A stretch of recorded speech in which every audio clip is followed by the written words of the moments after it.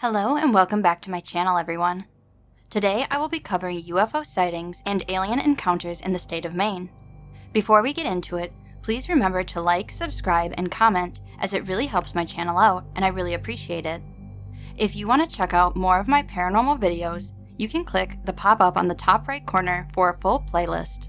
So without further ado, let's dive into it.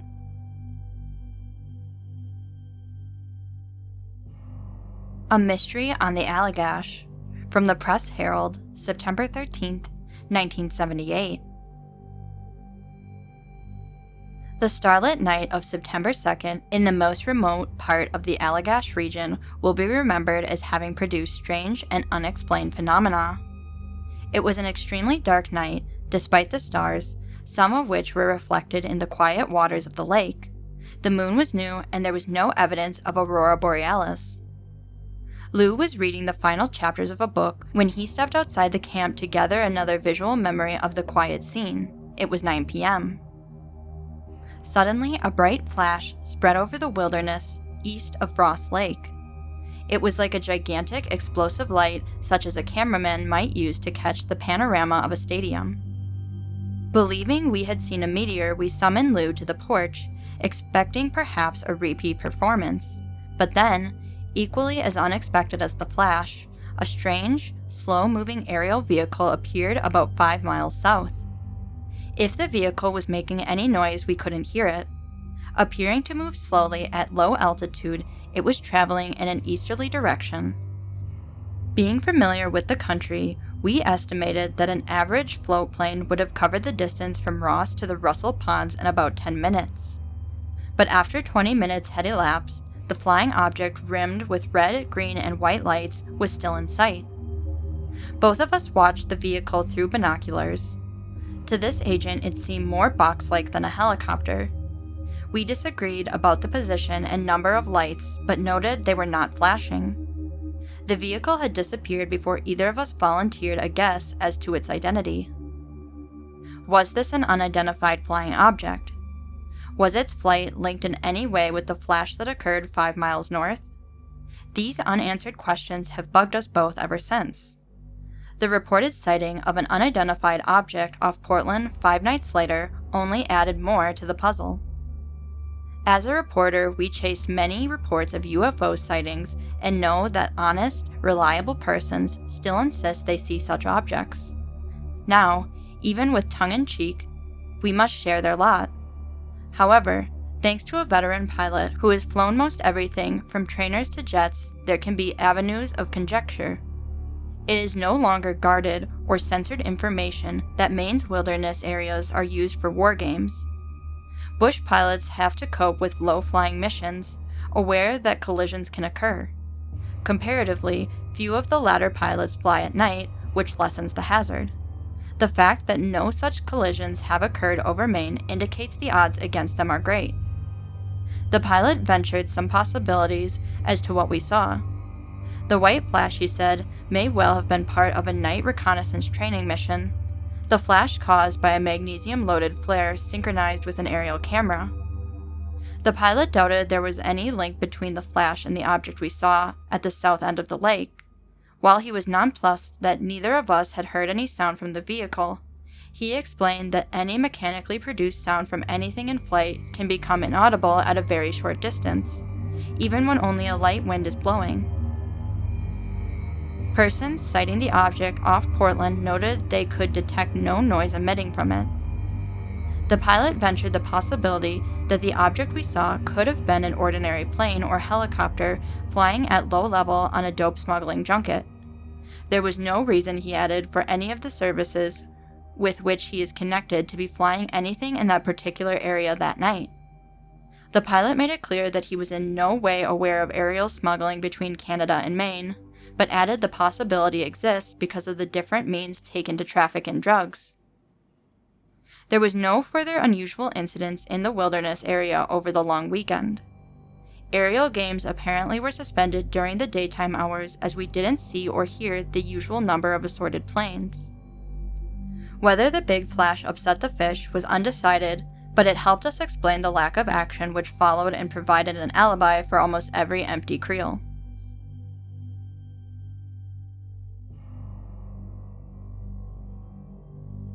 Great balls of fire. Blazing UFO in clouds stuns trio in all-nighter. From the Maine Campus Daily, Orono, Maine, November 17, 1966. It was a clear morning, dark but clear. Dan Murphy and Jim Cole were up studying in their room. About 4:40 a.m., Dave Hudson came running in and said, "Come on downstairs, you're not going to believe this." There it was, a reddish-orange glow going up and down in the sky like a yo-yo in the direction of Dow Field. Their first impulse was to call the Orono police. Patrolman Alexander Myers answered the call. When he arrived at the Pie Cap house, he was rather skeptical about the whole thing. "I actually laughed at them," said Myers. Then they came running out of the house and said, "No, we haven't been drinking." Hudson couldn't speak. He just pointed in the direction of the ski jump and Sutton Farms. Then I saw it. It was just like a ball of fire that was exploding. The officer and the three boys piled in the car and went over to Bennock Road in Orono to get a better look. We stayed there for about 25 minutes and watched it between Pushaw Pond and Bangor. I'm not exactly sure about the time. We were too fascinated to look at a watch, Myers said. It looked like a star as it moved up, then expanded. Things were falling from it like a sparkler. Finally, it disappeared. It didn't go away, up or down, just disappeared. The boys and Officer Myers got back into the car and went to have a cup of coffee. Myers dropped the boys off at the fraternity house and went back to make the following entry in the blotter. November 14th, 4:40 a.m. Received call from Pi Kappa Sigma about an unknown object in the sky in the vicinity of the Sutton Farms. Went up and watched the object with the three boys from fraternity whose names were Dave Hudson, Robert J. Cole, and Dan Murphy. Then drove to the Sutton Farms and got a better view. The object seemed to be in the vicinity of Dow Field. This only was a bright red color, and every so often it seemed to explode. Officer Myers is no longer skeptical. He saw it, and now he believes it. Asked whether it was a flying saucer, Myers reported, "I couldn't say it was a flying saucer because I've never seen one. All I could say, it was a ball of fire."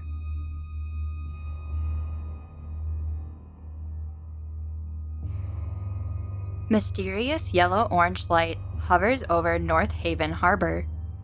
From the Courier-Gazette, September 21st, 1978. An unusually bright, yellowish light hovering in the sky caught the attention of several North Haven people on Tuesday night.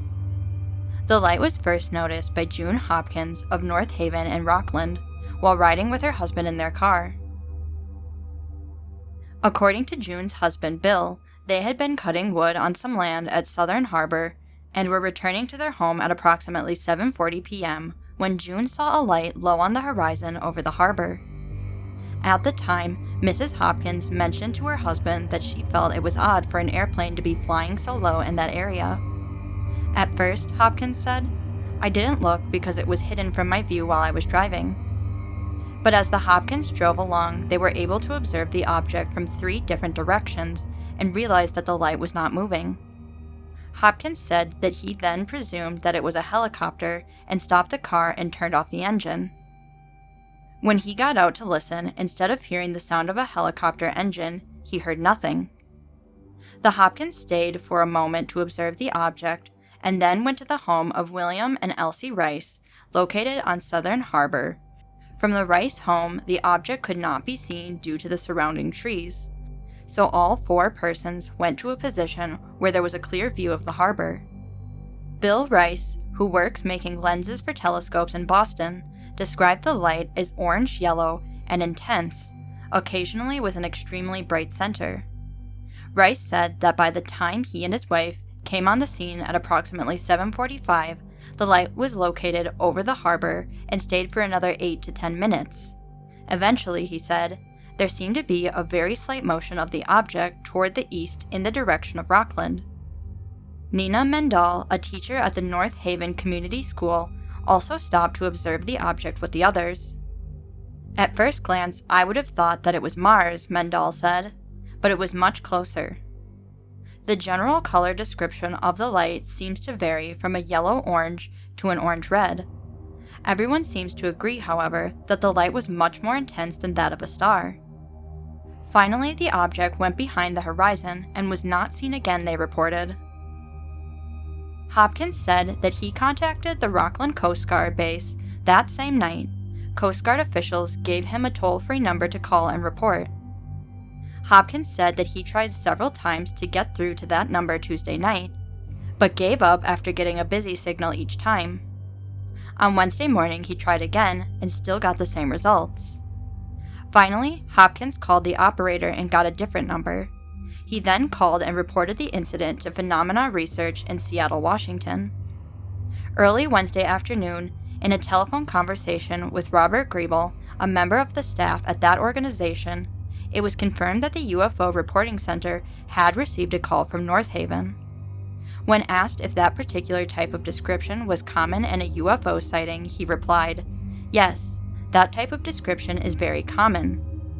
Griebel also mentioned that the center receives very few calls from the state of Maine involving reports of UFO sightings. "We don't know if it's due to a lack of things appearing in the sky in that region, or if the people there are just reluctant to talk about them," he admitted. Phenomena Research is planning to investigate the situation. However, and plans to let the Hopkins know if they find out anything.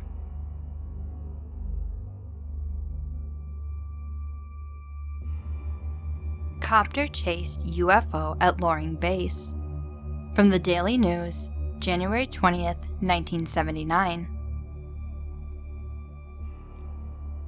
A former Bowdoin College student said that he and another student observed a helicopter-like object hovering over the Brunswick Naval Air Station during the early morning hours in October 1975, a period when similar unidentified flying objects were spotted and pursued by military personnel at Loring Air Force Base and several other installations across the country.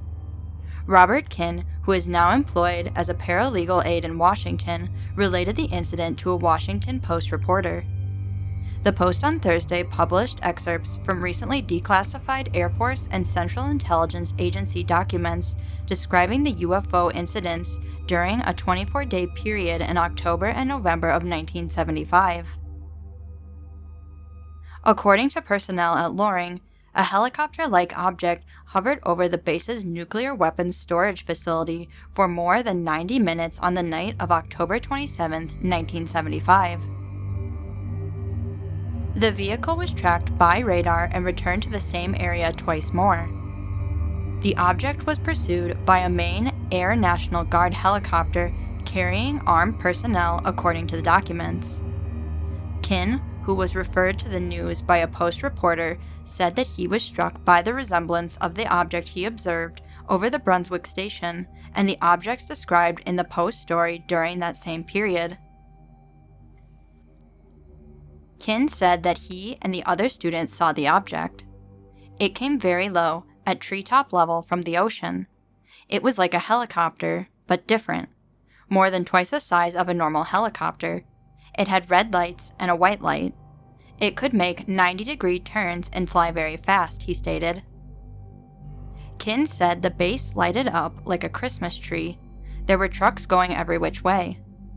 It stayed over the base for 5 or 10 minutes and then scooted over the Atlantic, he indicated. We thought it might have been a vertical takeoff plane.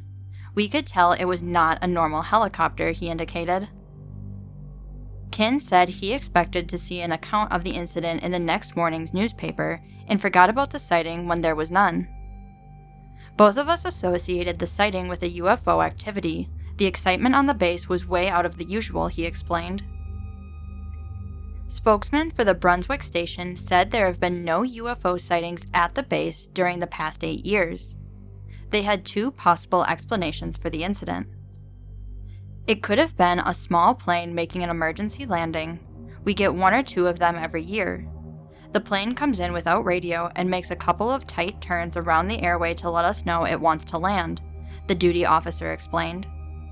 Lieutenant John James, base information officer, said that Hawker Siddeley AV-8 Harrier vertical takeoff aircraft sometimes land at the base.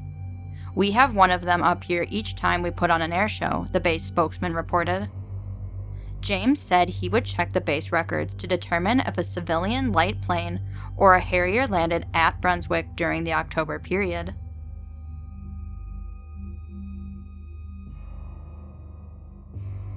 Did UFO buzz Camden 200 years ago?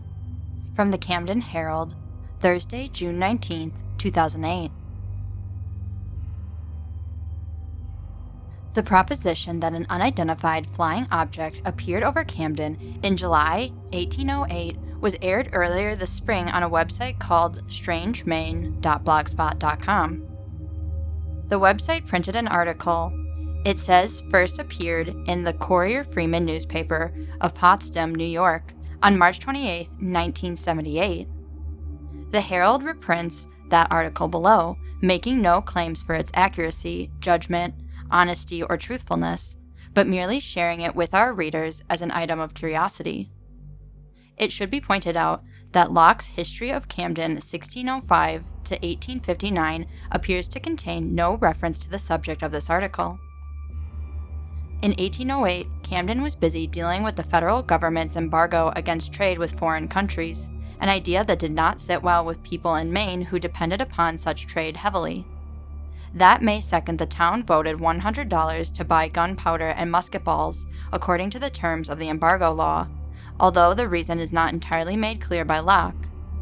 The following appears at strangemane.blogspot.com. Back in 1808 in Camden, Maine, there certainly were no weather balloons or Air Force jets to be confused with flying saucers. George Washington's soldiers had barely gotten back home to their farms.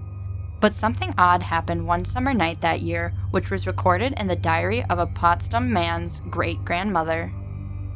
Today, the passage is interpreted by his wife, a historian who is studying the diary, as a first-hand account of a UFO sighting in the early 19th century. "I thought she was describing a UFO when I first read it," said Dr. Judith Becker Renlet, a historian who teaches at State University College in Potsdam. If she had seen something normal, she would have attempted to explain it as a natural phenomenon, according to Dr. Renlet, who is using the diary as a basis for scholarly research on women's history. The diary was written by Cynthia Everett, a Massachusetts-born schoolteacher who taught in Maine during the early 1800s. Born in Rutland, Massachusetts in 1785, she moved to Maine in 1804 with her family and kept the diary between 1804 and 1815, the year she married. The diary remained in the family. The past year, Dr. Renlet undertook the task of transcribing the manuscript into 600 typewritten pages. It was then that she first read the passage that she believes describes a UFO sighting.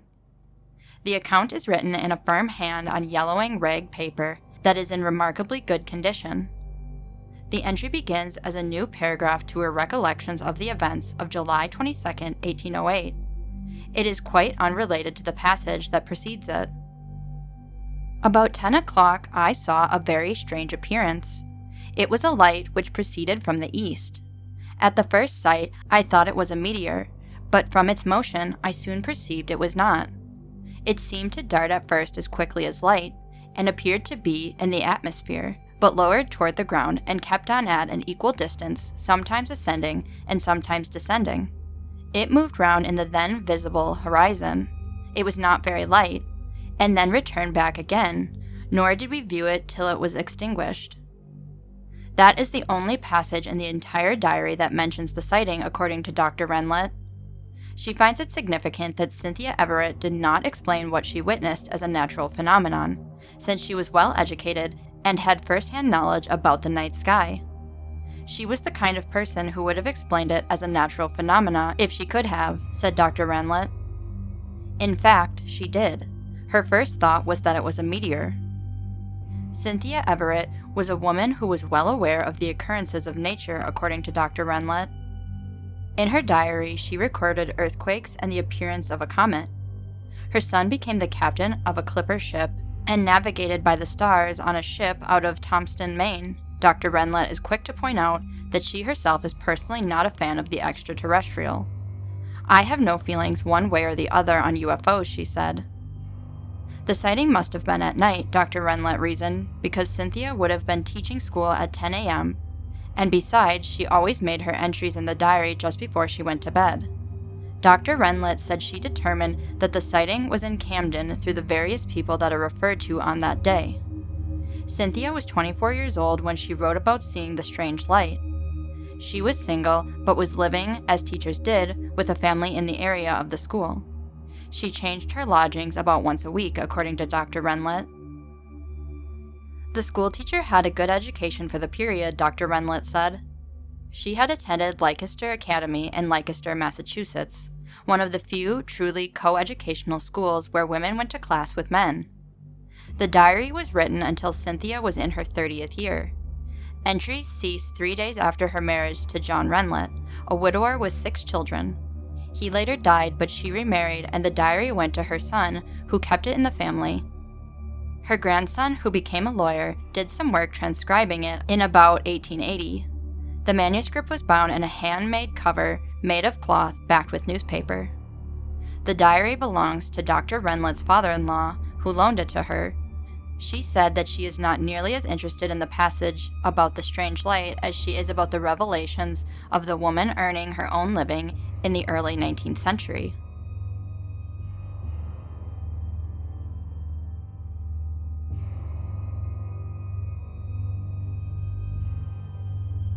Strange light makes believers.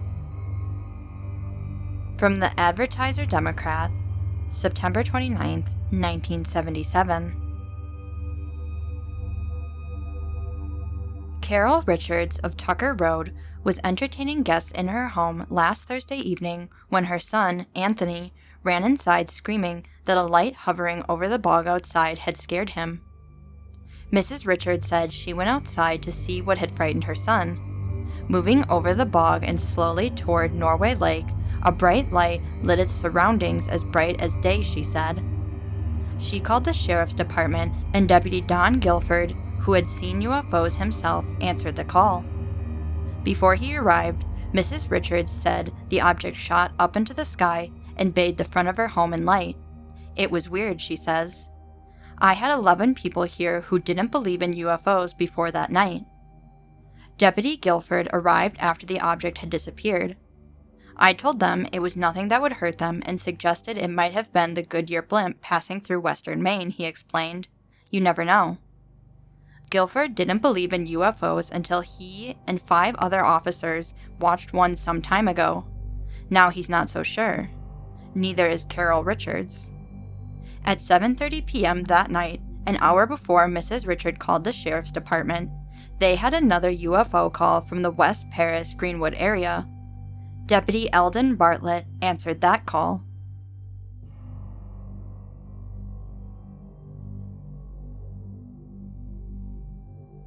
Suddenly, there was something strange way up there in the sky. From the Brunswick Times Record, September 25, 1974. 2 men with over 15,000 hours of flight time and one, a Cumberland County deputy sheriff, saw 3 unidentified flying objects last night off Bailey Island. Deputy Sheriff William Maderi said he and Walter Butcher, a Brunswick special police officer, were riding in a cruiser last night just before 9 when they saw the first of the 3 UFOs. At first it looked like a big bright star, Maderi said today, but it was too low for the North Star. It didn't move for about 5 minutes, and we sort of stopped paying attention.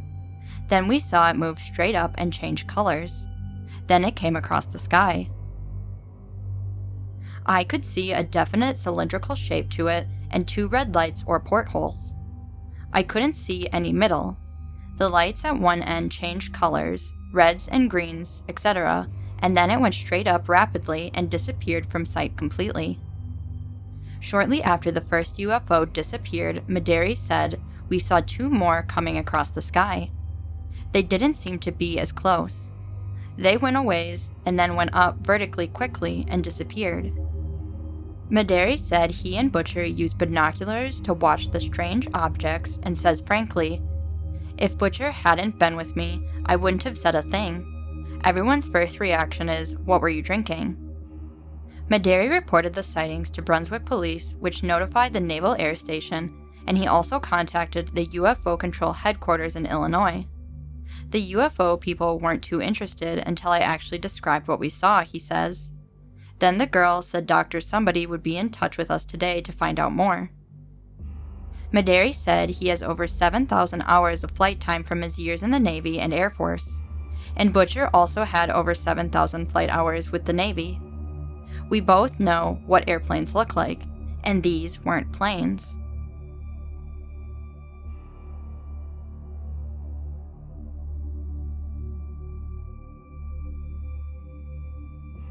UFO sighted over Hockomock Bay. From the Times Record, December 13, 1979.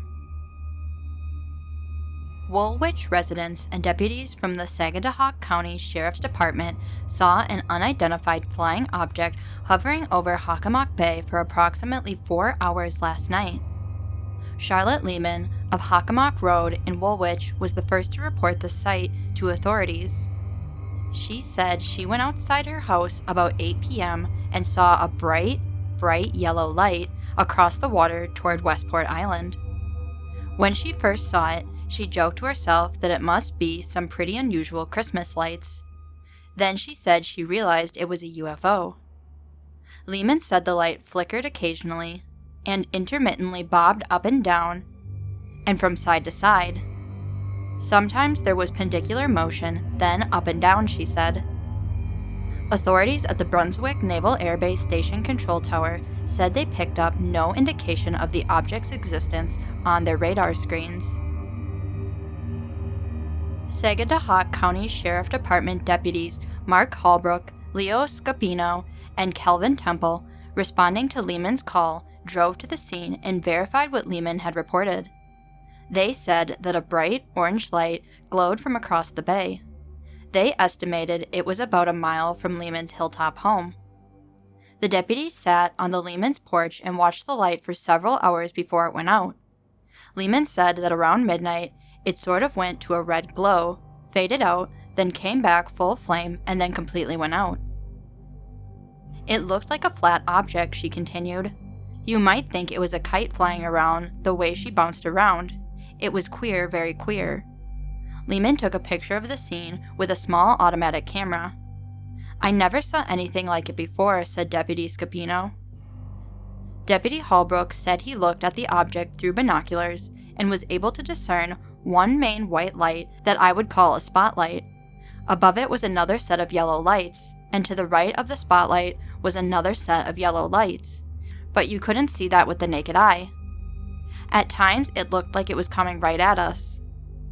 Holbrook said he, like Lehman, first thought the light was coming from a house until it started to move. The main light would go off and on, he said. Then, all at once, the doggone thing moved to the left, north, and came back to the original spot. Holbrook said he did not believe the object could be a conventional aircraft because it hovered in the vicinity several hours and made no sound. "I'm not one to believe in UFOs or things from Mars," he said, "but hey, the thing flew and we didn't hear anything like a motor." He left the others stationed at the Lehman house and drove around Westport Island in an attempt to get close to the object, but was unsuccessful in his search. He said it never rose above the tree line. He left the others stationed at the Lehman house and drove around Westport Island in an attempt to get close to the object, but was unsuccessful in his search, he said. It never rose above the tree line, he noted. According to Ed Wood, a plant manager of Maine Yankee Atomic Power Plant in Wiscasset, none of the night guards saw any mysterious lights near the station that night. Robert Gribble, a staff manager of the UFO Reporting Center in Seattle, Washington, a project of phenomena research, said that UFOs have a history of being sighted near atomic installations. He said the sighting sounded authentic and that he did not believe the object could have been a plane or the work of pranksters. Gribble said UFOs have been sighted over hospitals using atomic energy, near universities with atomic research facilities, and close to shipyards building atomic-powered vessels. The UFO expert said he will try to obtain more information about the sighting from witnesses. Authorities at Brunswick Naval Air Station said they had no interest in pursuing the sighting. By law, we have no mandate to investigate UFOs, said BNAS Public Affairs Officer Jeff W. Moles.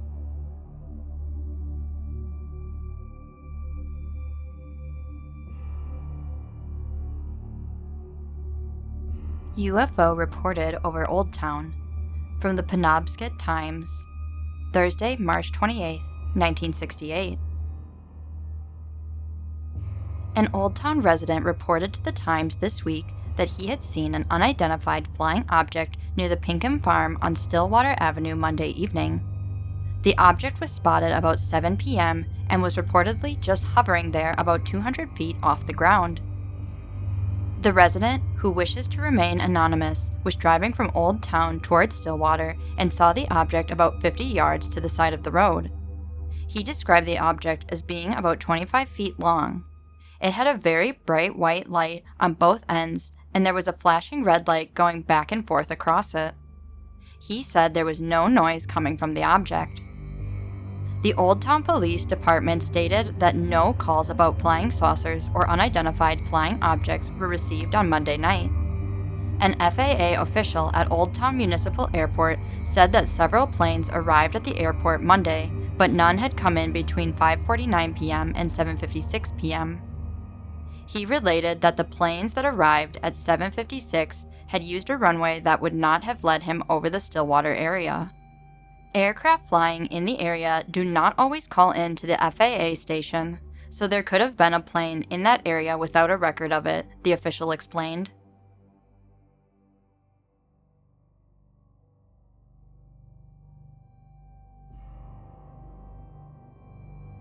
The UFO is back. From the Press Herald, September 15, 1978. According to 2 area police departments, last week's unusual pulsating lights are back again, this time 1 town south. This time I saw it, said Cape Elizabeth dispatcher Greg Tinsman. It was red, white, and green. It was round, and it was far up in the air. According to Tinsman, Old Orchard Beach Police cited the mysterious something off the coast about 3:10 a.m. Thursday, and called Scarborough Police to have them take a look. At 3:25 a.m., Scarborough cited it and called Cape Elizabeth Police to see if they could also see it, Tinman said. 2 other Cape officers confirmed Tinsman's sighting. The Scarborough dispatcher said Thursday night he had no listing of a UFO on the log, and the officers on duty Wednesday were not on duty Thursday night. The Old Orchard Beach Police dispatcher, who refused to identify herself, said that 2 of their officers did sight an object glowing with green, red, and white lights in the sky, and did call other area police departments. Nothing was logged, she said. I don't understand why. She refused to disclose the identity of the officers. It's policy not to give out names of officers, she said. A Coast Guard spokesman said they did not investigate this report, as they did a report from their lighthouse keeper off Portland Headlight last Friday morning. Those unusual pulsating lights were sighted by lighthouse keeper Gregory Clark near the water off Rams Island Light, and then high in the air by Coast Guard Petty Officer 3rd Class Joseph P. Lombardo, Sr. But Tinsman claims he was monitoring the Coast Guard frequency, and they did send a boat out to check on Thursday morning's strange lights. It was visible from 3:15 to 5 a.m., Tinsman said. Come on now, couldn't it have been lights shining from the surface, or perhaps a star? No, Tinsman said, because of the pattern it was following. It was heading west to east. Then when it got up to here, it was going due south before we couldn't see it anymore. Old Orchard Beach saw it. Scarborough saw it. We saw it. A lot of people are going to be coming out tonight to look for it.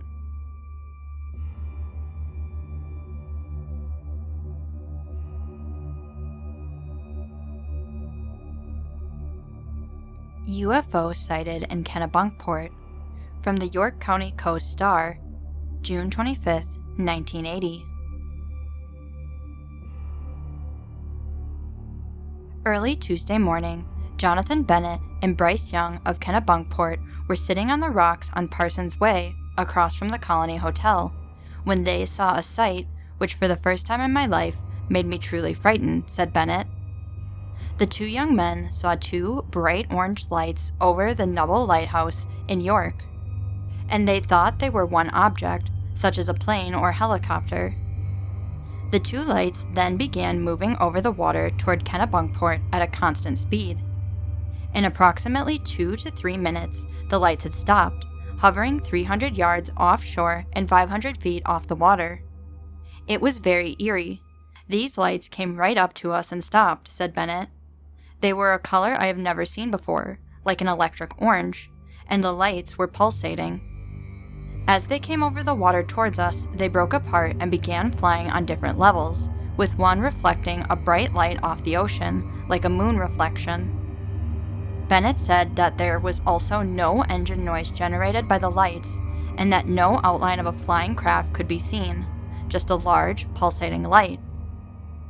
As the lights hovered offshore, Bennett and Young were frozen with fear, and then simultaneously decided to flee the area. At this point, a car came around the corner and apparently startled these lights, because they slowly began to move over towards St. Anne's Church and turned a bright red. The guy in the car stopped in the middle of the road and just stared in awe, said Bennett. The two lights, still flying on different levels, then turned green and moved away towards Walker's Point. At last glimpse, the lights had changed color again, this time to blue, and disappeared over the land. I never believed in these things before, and I never did not believe in them either. But what we saw was a UFO. There is no doubt about that, said Bennett.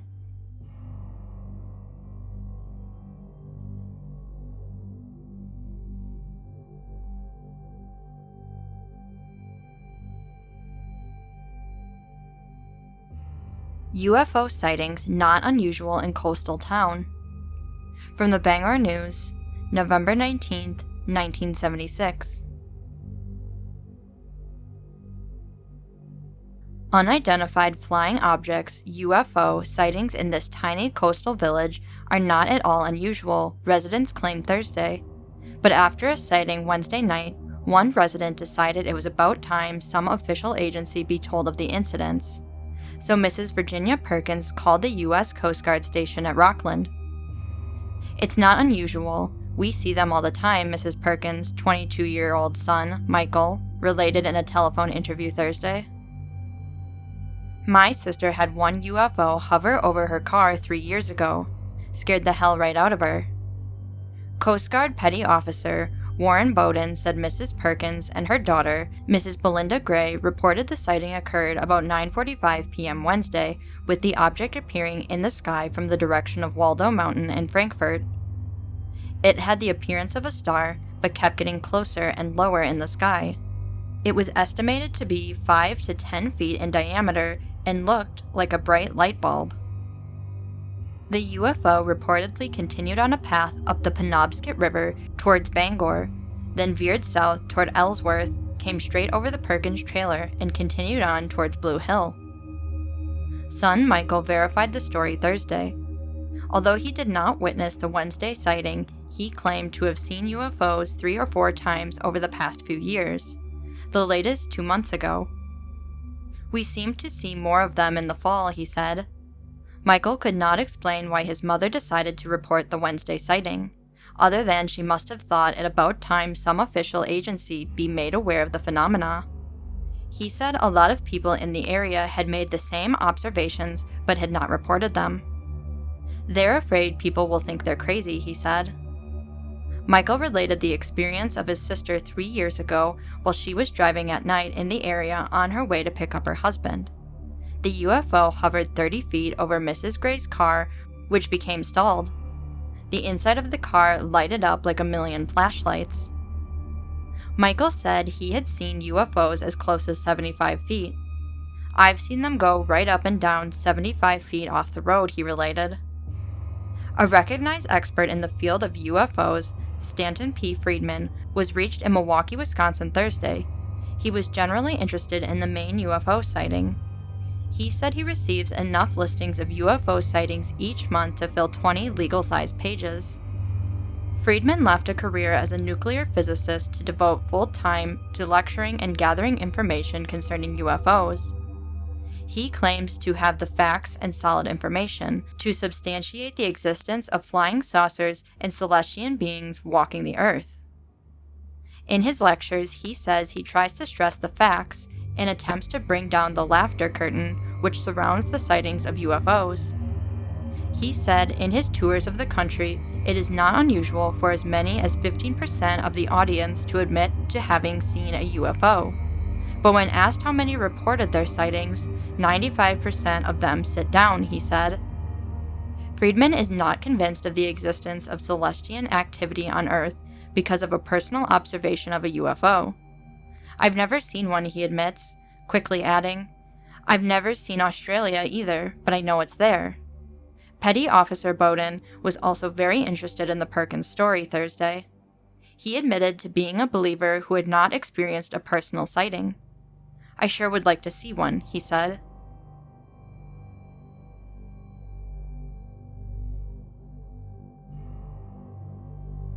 UFO watched for 5 hours over Woburn.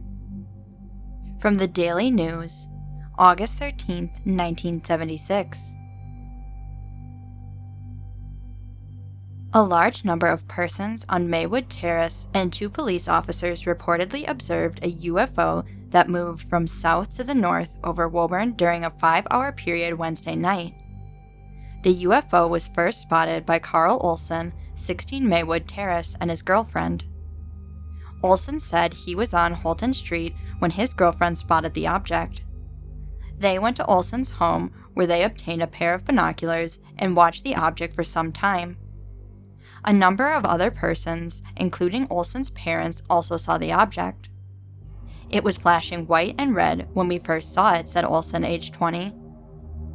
The police station was notified of the sighting, and officers Arthur Torcantanis and Paul Lucero were dispatched to the scene. Both officers informed the station they also could see the object. Olson said that when he viewed it through the binoculars, and later his girlfriend's telescope, it changed colors. He also said that it had a saucer shape with a red bulb in the middle. The saucer shape was tilted at a 45-degree angle, he reported. Olson said he watched the object from about 9 p.m. until 2 a.m. this morning.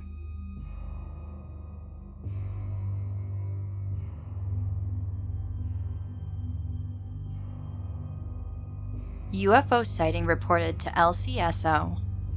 From the Lincoln County News, Thursday, August 29, 1996.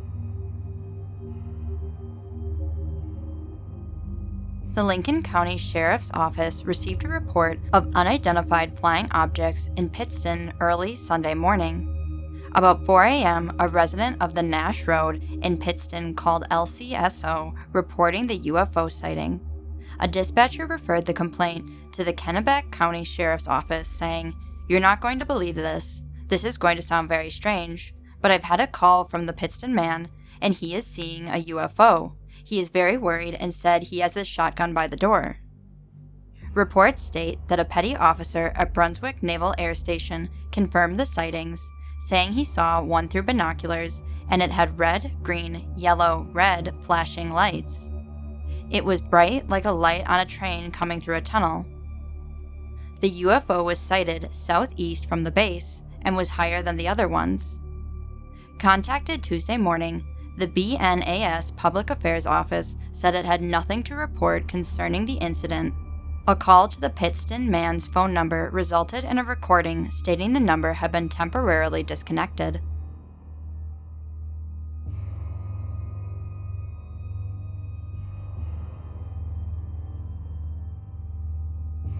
UFO watchers claim sightings in Biddeford, Saco.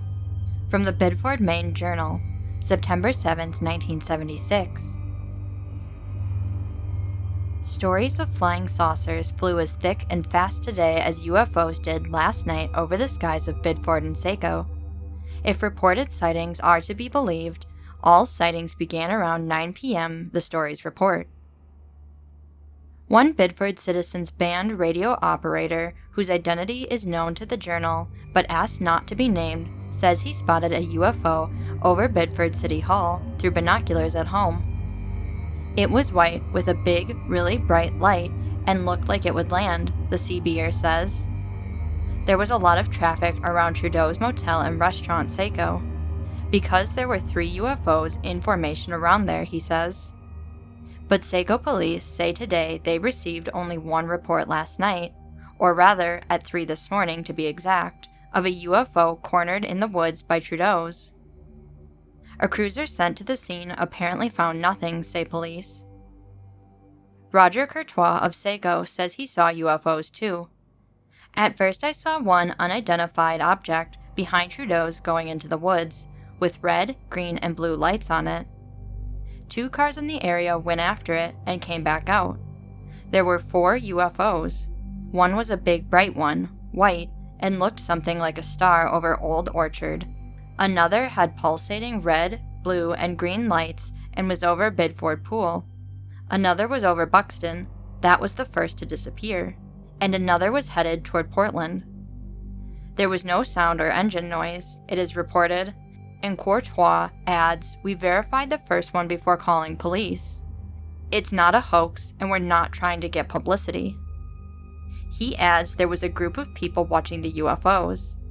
One off the Ross Road in Seiko, and another group formed at Shaw's parking lot. Both groups were taking pictures, he says.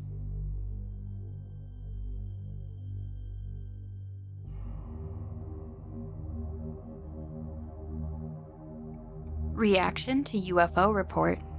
From the Press Herald, September 27, 1978. Reaction was mixed regarding the report of the sighting of an unusual flying object in the Allagash region on the night of September 2nd. It ran from a fellow worker's admonition to get a fresh eye exam before the hunting season opens to unexpected corroboration of the sightings by 2 parties in the same area. In reporting the sighting in a column September 13th, we noted that Wife Lou also watched the flying object travel eastward from Crescent Lake to disappear over the ridge near the Russell Ponds. The sighting had followed a sensational flash 5 miles north, which I had seen. Crescent Lake is about 9 miles south of Ross Lake from where Lou and I saw the object. It appeared to be moving slowly and noiselessly at a low altitude. It was rimmed with green, white, and red lights and appeared to be box-like. Corroboration of the sighting came from Richard Labby of Oakland, who was tenting at Crescent Lake with his son Michael, the latter's wife and their 3 children, and Wilmot S. Dow of Waldoboro, who was at Harrow Lake, east of Crescent, but almost directly in the line of flight the object was traveling. "We were amazed that it did not make any noise," Labby reported. "It looked to us exactly as you described it, and it was on the same course." Labby also stated the sighting occurred around 9 p.m. Labby, who is familiar with that part of the northwest Allagash region, said that he and his family were sure what they saw was not a conventional seaplane or helicopter. Dow wrote, "I was on Harrow Lake, about 30 air miles east of Crescent Lake, the night of September 2nd. I also stepped out on the camp porch to enjoy the vast silence. I saw no flash, but I did see a soundless, slow-moving aerial vehicle well lighted, moving in a southwesterly direction. I rushed into camp for the binoculars, but returned just in time to see it disappear behind Harrow Mountain. I gave it no more thought. Then I read your column, and now I wonder." Harrow Mountain was less than 2 miles from camp, but no sound came from the vehicle on that very quiet night. Several years ago, I saw another object flying noiselessly over Big Pleasant Lake, the same general area, and that turned out to be a satellite. A veteran combat and observation pilot we contacted following the sighting said there were no aerial maneuvers scheduled that night in the area, where war games are often held. He said there might be aerial drug smuggling taking place between Canada and Maine, but that any type planes used for that purpose certainly would be heard from distances as close as those from which the sightings occurred.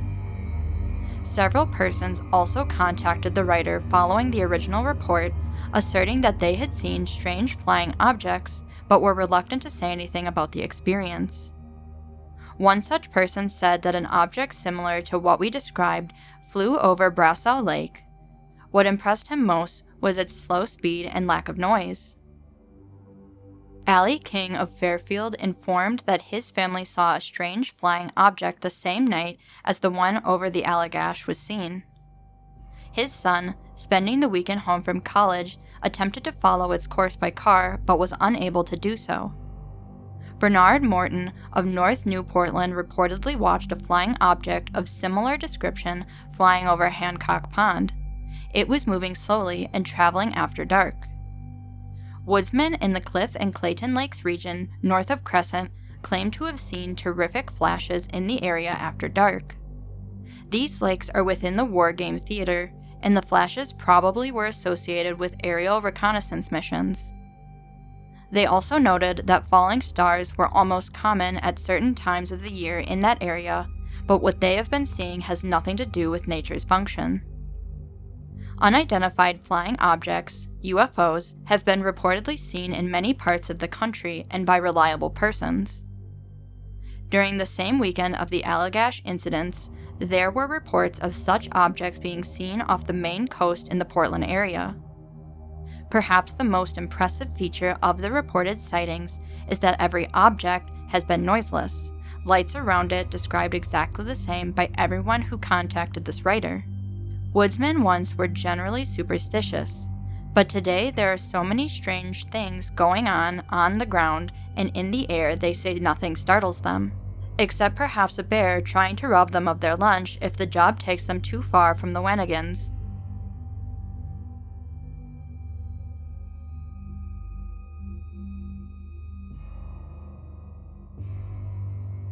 Wayne Boy spots UFO. From the Daily Kennebec Journal. Monday, May 17, 1976. An unidentified flying object was observed here Thursday night by a 4th grade boy at his family's hilltop farm near North Wayne. Michael Waite, 10, son of Mr. and Mrs. Royal Waite, had just returned home from a grade school roller skating outing at about 9:30 p.m. and had gone with his mother to the family's large horse barn to complete the evening chores. Remembering he had to feed his new 411 lamb in the old cow barn, he headed back to the house for a flashlight, leaving his mother in the barn. While walking the short distance to the house, the boy suddenly remembered he had forgotten to ask his mother the whereabouts of the flashlight and turned around. It was then he spotted the mysterious object. "At first I thought it was a helicopter, but it made no sound. Scared me a lot," he said. Describing the experience, Michael related that the object was round with a light on top and bottom and was circled with many lights. It came smoothly across the field, and when it reached the wires it slowed down and then speeded up as it went over the roof. His mother, Mary, said her son was quite pale and excited after running to tell her. By the time she ran outside, the object had disappeared. In the meantime, his father had arrived home and noticed a peculiar smell which he could describe only as electrical, kind of like the time our freezer burnt up. Another man with him at the time, Ronald Merrifield, with whom he had just checked some hay fields, said the smell burned the nostrils somewhat. Neither was aware of the UFO sighting until the mother and son returned from the barn. They also immediately commented on the strange odor. Waite, a purchasing agent at International Paper in Jay, commented that neighbors had informed him that this was not the first sighting on this farm. Some 3 years ago, neighbors had spotted a mysterious flying object in the same field, just before the new horse barn was constructed.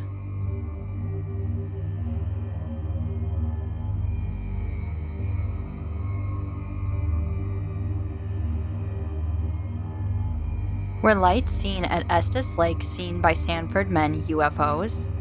From the Journal Tribune, January 24, 1978. Was it a close encounter of the third kind in York County? Last Thursday evening at about 8:45, 3 Sanford men, Richard Wakefield, his cousin, Robert Gammon, and Linwood Noble were snowmobiling on Estes Lake near the new dam road when Wakefield says he spotted two large, oval-shaped objects covered with red lights hovering over the trees that surrounded the lake. Wakefield says he pointed the objects out to his companions, and the three approached for a closer look. The men say they shut off their snowmobiles and watched for a moment as the things hovered over the trees before shooting off at a high speed in the opposite direction. An encounter with unidentified flying objects? The men aren't sure. They looked like big tubes with lots of holes in them, says Wakefield, who, along with Gammon, works at the Aerofab plant in Sanford. They were spinning and had red lights all over them. Gammon describes the objects as resembling frisbees covered with red Christmas lights, and Noble, who works as a truck driver and mechanic in South Portland, says the objects rotated slowly as they hovered in the sky. One fact made a distinct impression on all three men: the objects made no noise.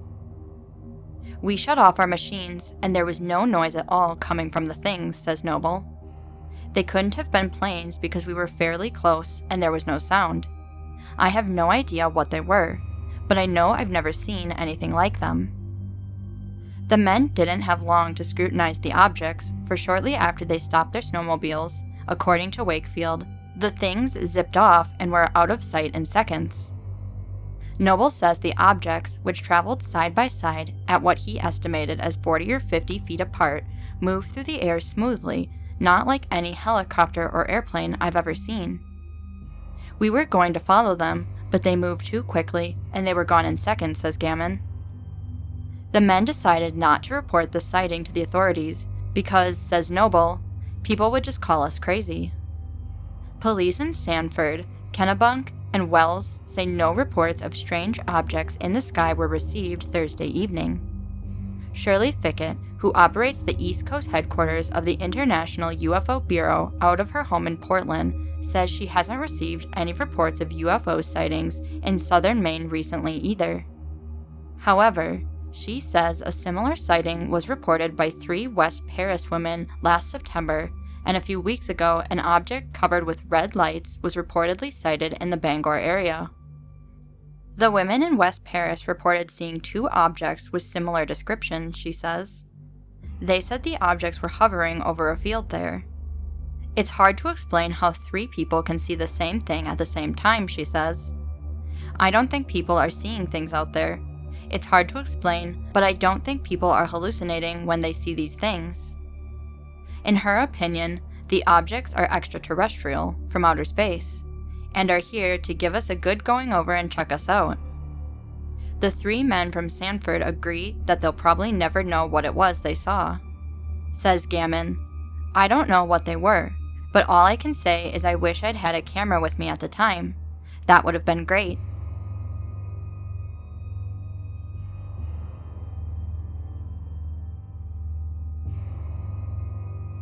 Was it?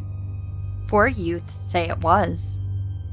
From the Journal Tribune, May 25, 1978.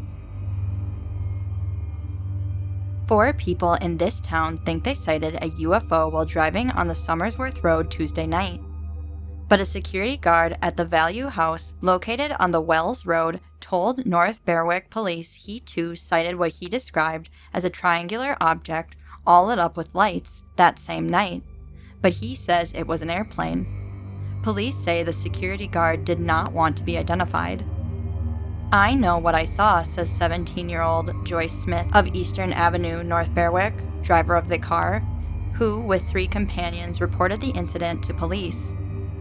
"It was a flying saucer. It wasn't a plane or a helicopter. It made no noise. It followed us for 2 miles. First, it was in back of us, then on the side of us, and then over us." Also in the car were Miss Smith's sister, Sandra, Karen Weber of Mill Lane, both sophomores at Noble High School, and Stephen Ride Holdford, 21 of Main Street, North Berwick. North Berwick police have reported the sighting to officials at Pease Air Force Base, Newington, New Hampshire, but a spokesman there told the Journal Tribune in an interview Wednesday morning that base officials do little more than file reports of UFO sightings.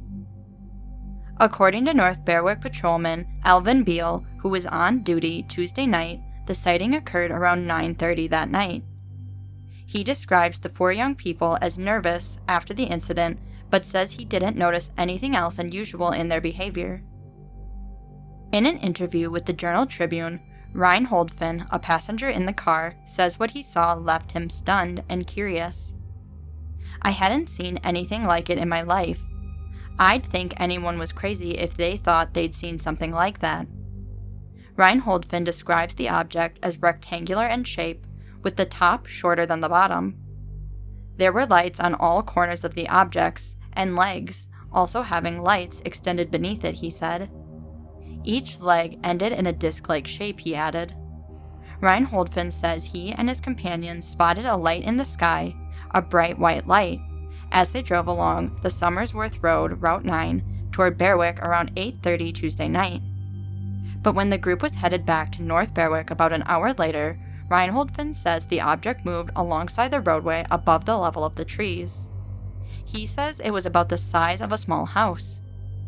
"We had the windows rolled down some," Ryan Holdfin recalls, "but there was no noise.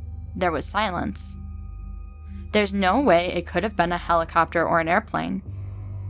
Ryan Holdfin says Miss Smith drove to the stop sign at the intersection of routes 4 and 9, turned around at a gas station to get a better view of the object, but the object had disappeared, he says. "They were pretty scared and pretty shaken," says Val Fredette, North Berwick's acting police chief. "I did some checking, and they're reliable kids." Beale, who interviewed the security guard at Value House, says the man described the object in the same way the other 4 sighters had, but said it was an airplane. The others disagree.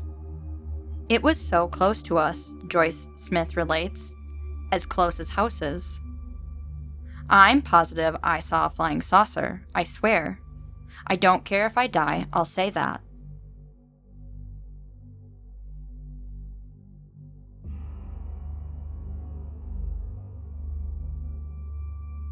UFOs exist, says lecturer.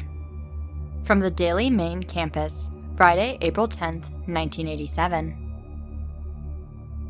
Robert Hastings, an independent UFO researcher and lecturer on the college circuit, spoke before a capacity crowd in 101 Naval Hall Thursday night as a part of the University of Maine guest lecture series. In his presentation, UFOs: The Hidden Story, Hastings attempted to show his audience the hard facts about the existence of UFOs. Hastings said that his lecture is not based on speculation or his personal opinions, but rather on documented information from the files of government agencies. "I'm not a missionary. I'm not trying to convert so-called skeptics into believers," Hastings said at the beginning of his lecture. Hastings said he was simply attempting to make the public aware that according to military and intelligence documents, flying saucers do indeed exist. He said there has not necessarily been a cover-up, but rather a deception of the public with regard to the UFO phenomenon. According to Hastings, there have been a great number of documented encounters with UFOs during the last 4 decades. But only recently, thanks to the Freedom of Information Act, has the public gained access to the full scope of the situation, he said. Hastings said he first became interested in UFO research as an Air Force brat when his father was at Maelstrom AFB in Montana. He said that he first encountered UFOs while in the air traffic control tower at Maelstrom in 1967. Hastings observed military radar operators track 5 unidentified flying objects hovering over nearby nuclear missile silos for a period of 1.5 hours, and his interest was piqued. By 1973, Hastings had become heavily involved in research that has attempted to remove some of the secrecy surrounding alleged UFO sightings. In his lecture, Hastings pointed to specific incidents of UFO encounters documented in Air Force, FBI, and CIA files. He showed one particular FBI document that made reference to approximately 150 observations of aerial phenomena in the areas around New Mexico military installations alone. Another document, a cable from Air Force personnel in Tehran in 1976, concerned what Hastings termed as an aerial dogfight between F-4 aircraft and an object in the sky similar to a star but bigger and brighter. A final document, in the form of a 1950 memorandum to FBI Director J. Edgar Hoover, noted the recovery of 3 so-called flying saucers, as well as bodies of human shape but only 3 feet tall. Hastings concluded by restating that he does not feel there has been a cover-up of UFO incidents by our government. However, he did believe that somewhere along the line, persons in high levels had determined that you and I should be kept in the dark about UFOs. What you've heard here tonight is a hell of a lot closer to the truth than anything your government has ever told you, Hastings said.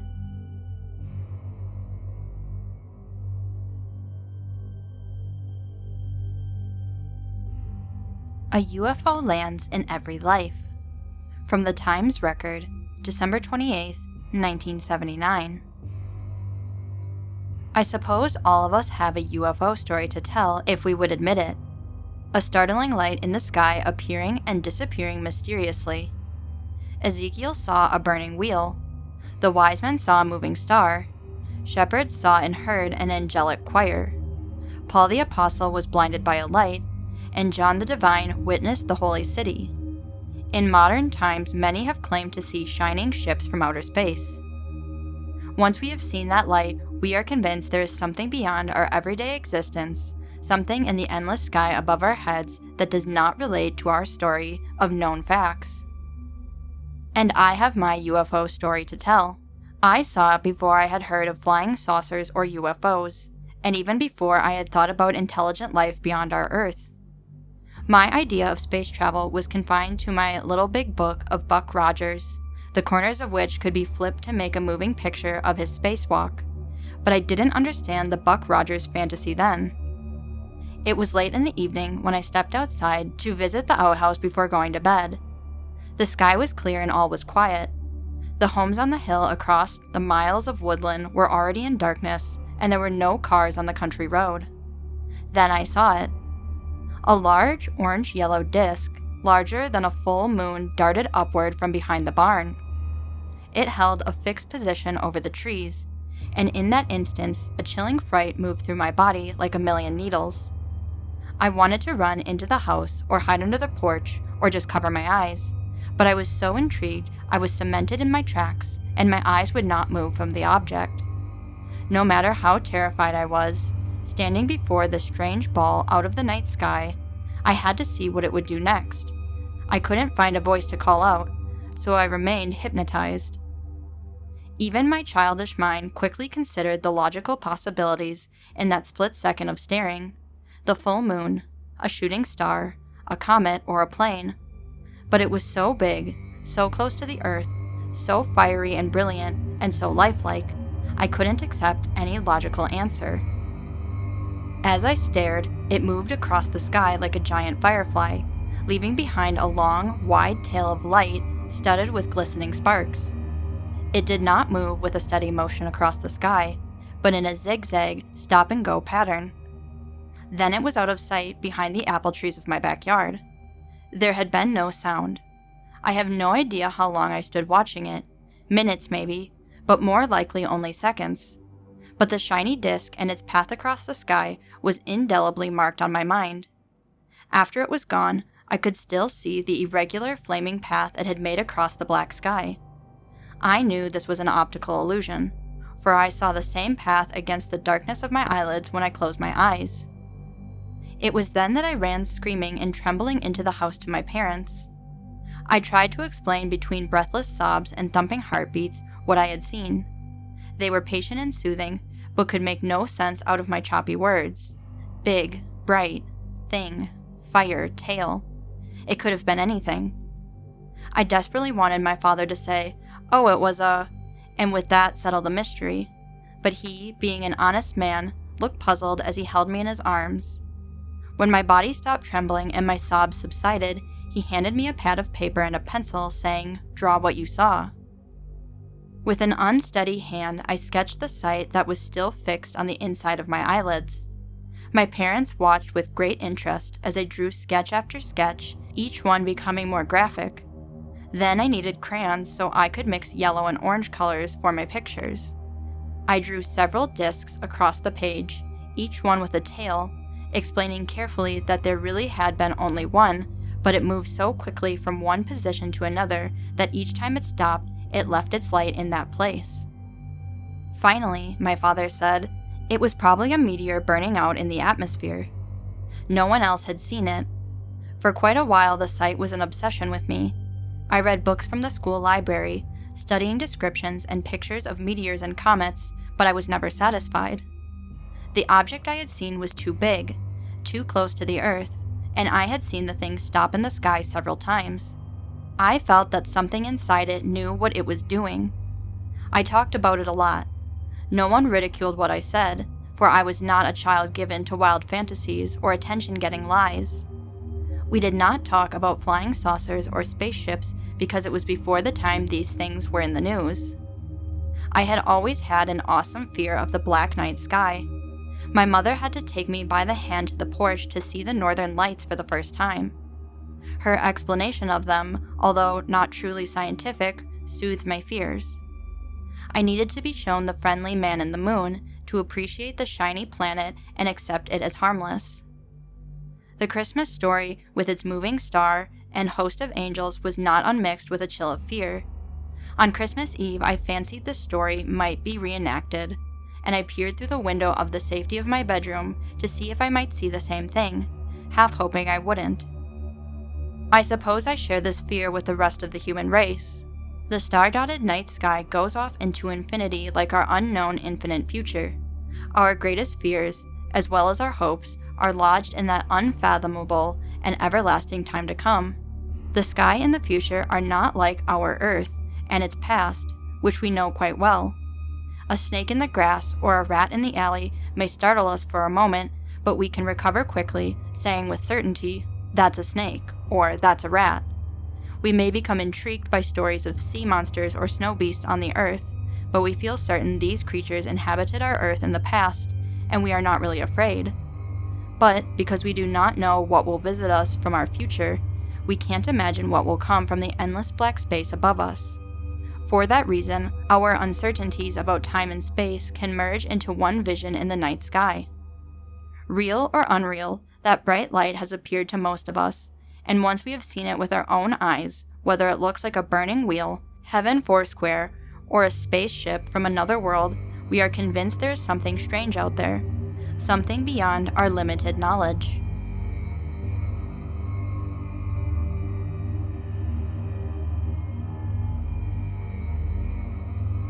Thank you for watching this video. I hope you liked it. And thank you to my subscriber, Too Many Signs, for picking me to do Maine this episode. What state should I cover next? Let me know in the comments. If you have your own scary story or close encounter to share, you can either send it in the comments, post on my subreddit, r/ihaveaspookystory, or send it to my Gmail, pinkpossiblystories@gmail.com. Maybe your story will be in a future video. Good night, sleep tight, and don't let the shadows bite.